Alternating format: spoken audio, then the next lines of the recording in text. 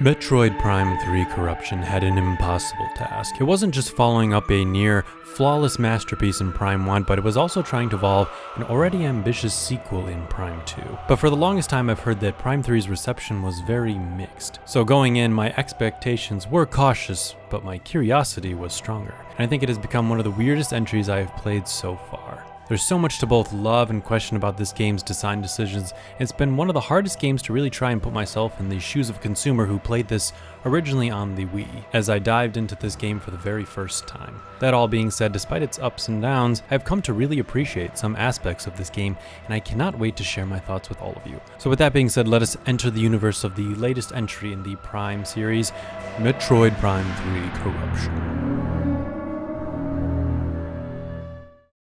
Unfortunately, we have to start off this video with some criticism, but I do swear I enjoyed this game. It's just, well, the opening hours or so of Metroid Prime 3 is some of the hardest to get through in the entire series. It's not offensive, but it is one of the most un-Metroid-like experiences I think I've had with the series so far.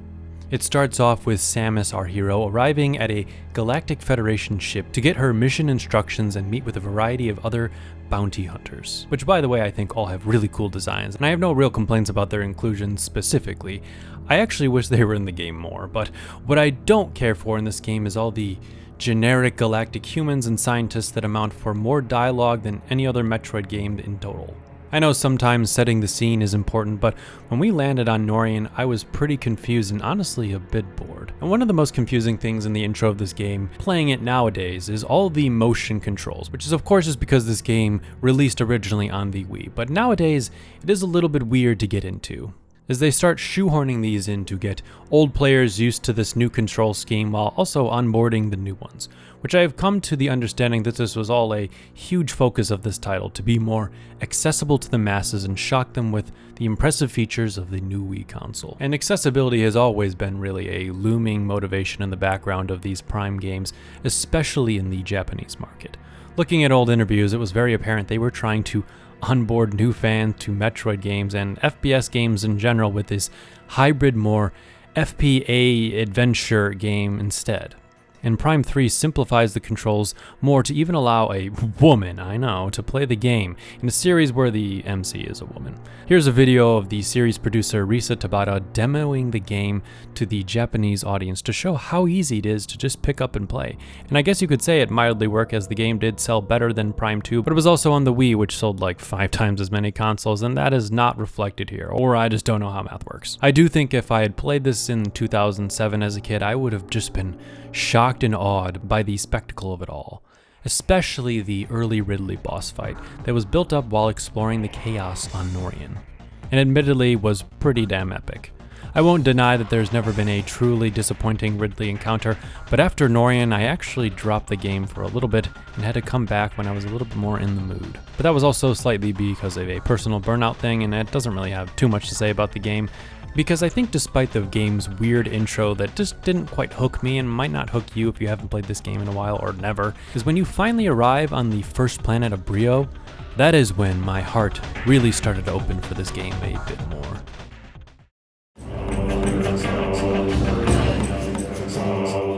When I first landed on Bryyo, that's when I started taking my first moments to really appreciate the world or worlds of Metroid Prime 3.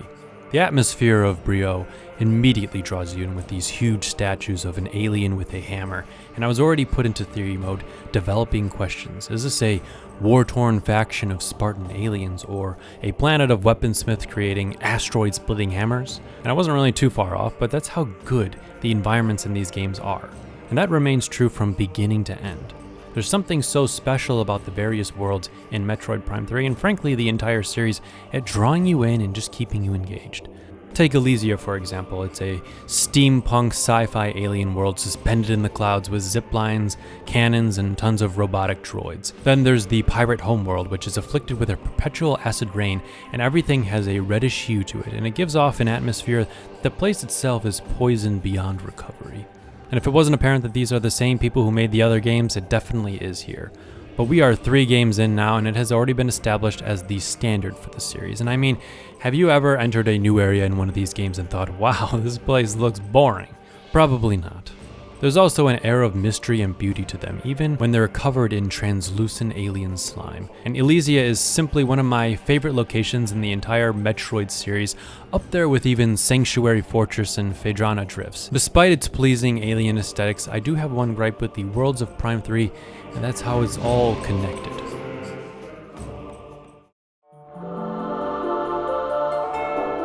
One of my consistently favorite parts about any Metroid game is how Samus is dropped down on a planet to explore the various mysteries and secrets, especially when you start racking up new upgrades to sequence break or find new ways through familiar areas to make backtracking just kind of intriguing and fun. Now, Prime 3 though is the first game that really just doesn't make that whole experience better. Or at least it's attempting to do something different, and it's probably the weirdest yet most explainable design decision in the entire game.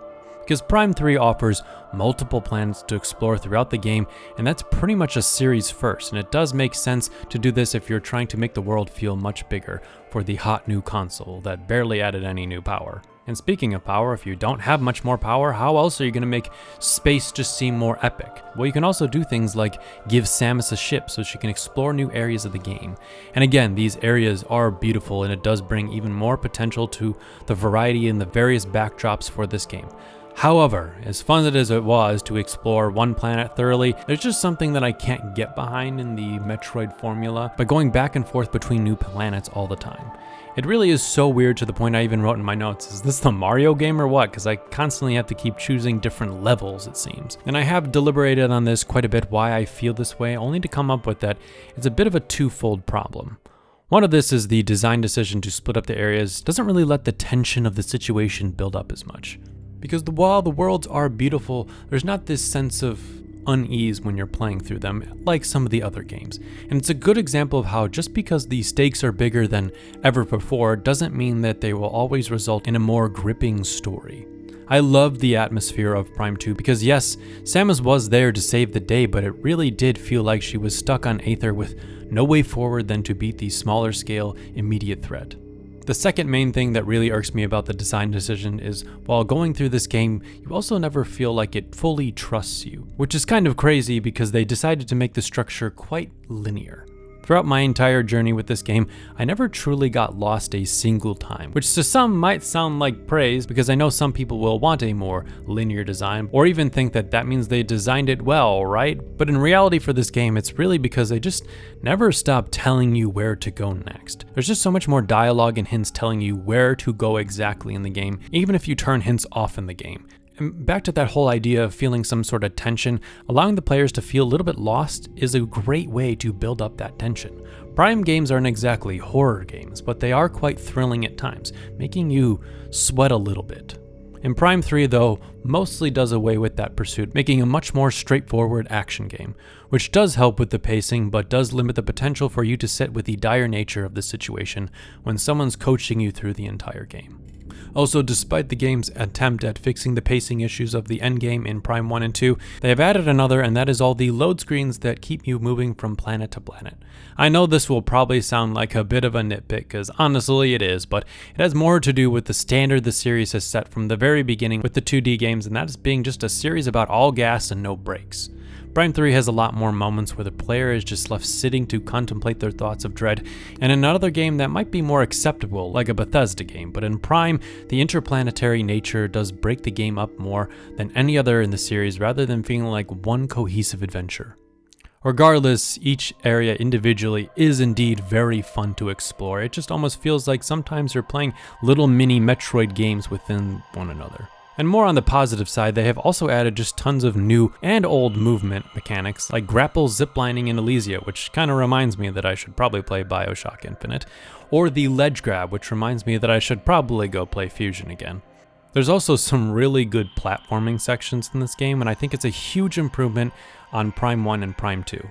And most of Prime 3's hardest challenges are still pretty easy to get through, and they don't teeter into the territory of frustrating, which Prime 2 did a lot of that. Another one of my favorite moments in the game is when you first enter the pirate homeworld, as it also feels like this fun infiltration mission into the mundane lives of the alien pirate freaks we've come to know and shoot in the face. There's also some really decent morph ball sections at this point in time in the game, which if Prime 2 is anything to go off, can easily become the deepest pit of my personal hell if done wrong.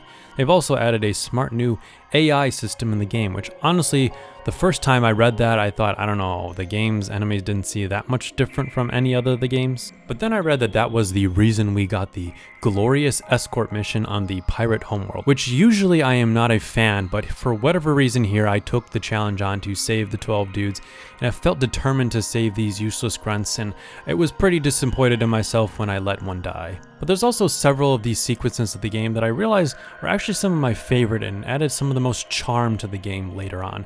Like this other sequence where you need to fight a gauntlet of enemies and the pirates can get sucked up through this hole, but if they are lucky they will hold on to the raid. However, if Samus has anything to say about it, she can shoot them and that will make them release, which is interesting to note since it made me start to believe that they actually don't want to die for a reason, so it gave a little bit of charm and character to these pirates. That all being said, there is one final thing that I really like to appreciate about Prime 3 towards the very end. In the past 2 games, you needed to collect about a dozen artifacts or keys to open up the final area of the game. And it's something that I really just didn't like if you go watch my other 2 videos about those 2, is it really broke up the pacing of those 2 games quite a bit, especially because a lot of those artifacts were not available till the very end of the game. This time around in Prime 3, you need to collect energy cells throughout the game to open up various sections of the ship, the Valhalla, to access the final area. There are about 9 of them available, and you only need about 5 of them to get through the entire game, which I think was a much better way of handling this, is because you didn't have to spend an extra 2 hours scrounging around corners to find secret items. It did create a much more natural flow to the end of the game. But I think the real nice part about what they've done here is pretty much all of them are available throughout the entire game. If you just did a little bit more exploring and went slightly out of your way, and I ended up having more than I needed to get through the area by the end of the game, and I ended up being rewarded with extra items.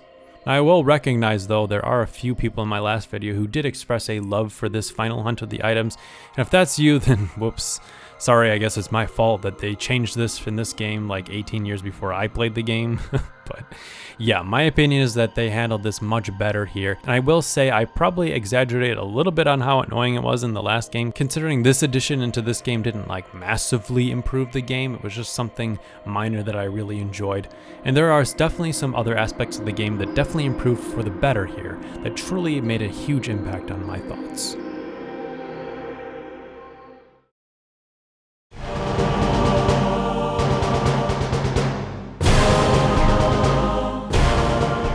Now it's time to get into probably the newest, freshest, and most undeniable best part about Prime 3. That is the combat. I know I have clowned on some of the motion controls because it is a little cheesy for various levers that you need to push and pull, but when it comes to the core shooting experience, this game is just awesome. On average, this game can be a tad easy, at least when you're playing it with a Wii Remote and nunchuck, because it mostly is just a point and shoot combat style and the intended way to play. Though if you really do want some added difficulty, then I highly recommend you play this on an emulator with dual stick combat, because in all those moments where you need to shoot something on the screen with excellent precision, it makes it a lot harder to do so, especially when they don't let you lock onto whatever you're supposed to be shooting. That being said, they have added several new abilities, including many of their more familiar ones, like just missile launchers and various beams like in the very first game, which by the way have some amazing effects in this game, like shooting the robotic clankers on Elysia with the plasma gun causes them to melt into molten metal, and it's honestly very, very satisfying, and I'm a huge fan of clanker sanctioned violence. One of the best new aspects to combat that they added to this game was the grapple lasso, which can attach to an alien pirate's shield, for example, and snatch it away. And this is a very gratifying way to expose them for the cowards they are, and is used in some boss fights in a really interesting way. And I think one of the most interesting new essential tools they've added to this experience is Samus's ship itself. Yeah, it's not a girl. Various points on the map allow for Samus to call her ship to either land and become an instant save point, or more interestingly, use her ship to lift objects out of the way to solve puzzles or airstrike some obstacles in the way, which definitely makes the ship feel more like a part of Samus's arsenal and not a glorified save point. And overall, I think is a great addition to this game, even though there were a couple times where a puzzle did come up, or I completely forgot that using the ship was even an option, so I just kind of got stumped for longer than I should have. That's more on me. And while there are so many hits in this game, there are a few misses, and I think one of the biggest thing is the hyper beam mode in this game. which to be fair was always designed as a high risk, high reward combat option. It's something that Samus can basically activate at any moment to deal way more damage to annihilate even the hardest enemies in her way. And it's definitely used best for the larger endgame area bosses that take a few more hits to hit, but when you use it on these smaller enemies, it essentially neutralizes them in a couple seconds. And even some mini bosses can easily be neutralized by the Hyper Beam mode easily. And speaking of mini bosses throughout this game, they've introduced one of the most interesting type of mini bosses, and that would be the bounty hunters in this game. I mentioned that I really liked them before, mostly because of their designs, but I also like them because of their actual boss fights in the game. And they're some of the most fun and the best example of how I think we should definitely be taking more dialogue heavy characters in a Metroid series going forward. They usually act as a mid-level skill check, and they can be definitely very tough with some of the most interesting ideas in the entire game, especially the fight with Gandrayda, who can impersonate the other bounty hunters and bosses, which turns into a very fun gauntlet. Also, the first time that she grabs Samus's visor to shake it around, that was probably the only jump scare I got in the entire game. Overall though, there are some really interesting fights with some fun ideas, and even the final boss itself was pretty good, and a satisfying way to end the kind of Dark Samus trilogy of Prime games. But it's hard coming off of something like Prime 2's final boss, which was like a Dark Souls level of difficulty, and was much more satisfying to finally beat. Overall though, I stand by the fact that I think Prime 3 is the weirdest of the three in this series, and is definitely my least favorite, and I think a lot of that has to do with the lack of real risk this game took in trying to be much more accessible to new players, but I think it definitely alienates a little bit of the more experienced players. And honestly, I think a lot of people were more experienced. I don't really think this game actually brought in tons of new players that they were hoping. That being said though, I am sure if I played this game the year it came out, I would have immediately been drawn into this experience with tight controls and admittedly pretty action crazy intro sequence, and as a kid that would have been so much more exciting than it kind of is now. But because I didn't play this game in 2007, I just don't think it hit quite the same way in 2025. That being said, now anytime I hear someone dismissing the game entirely, I know they probably didn't give it much thought or didn't give it much of a chance, and it's really a solid Metroid Prime game. I'm also really glad I don't have to wait too much longer for its follow-up, Metroid Prime 4 Beyond.